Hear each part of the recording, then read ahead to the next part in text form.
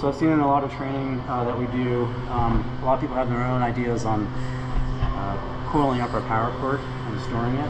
For the big ropes, we don't really care that much because we're just stuffing it in a bag.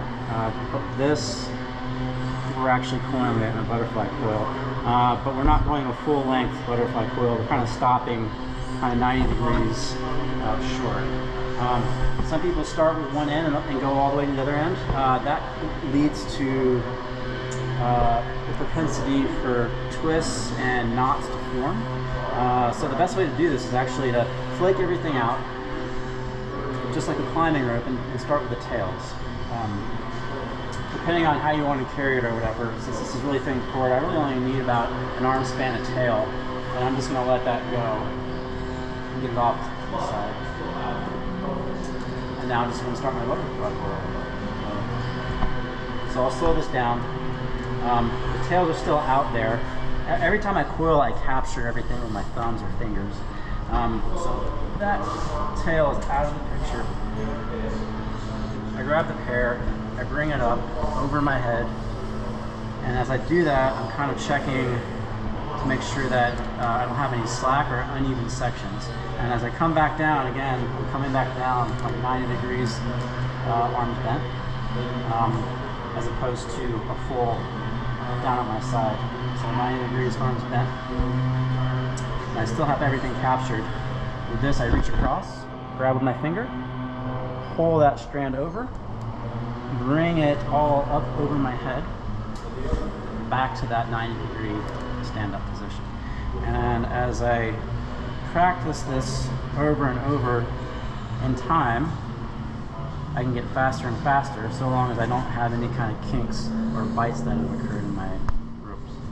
So I'm going to speed this up. So it's very similar to a climbing rope.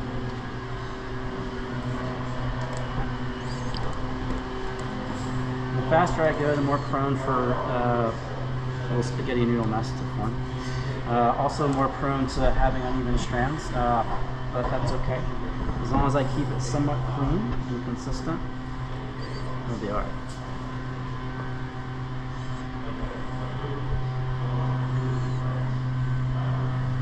So our power cord is about 165 feet, last I counted or measured. There might be differences across the kits, but if my hands can't hold it anymore, I can just stop and then start fresh anew. On this last section, I have one that's a little bit long. So here, I have two options. I can either equalize these out or go short. Either or, it doesn't really matter. If you go short, you're kind of going, in this case, I'd have to go really short in order to get this bite back up over my neck.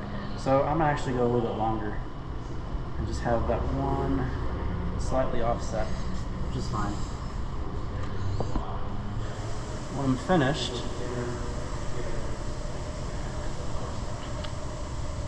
it should be nice, dressed, and straight. The tails, you can see the tails here, just like a climber's coil or butterfly coil.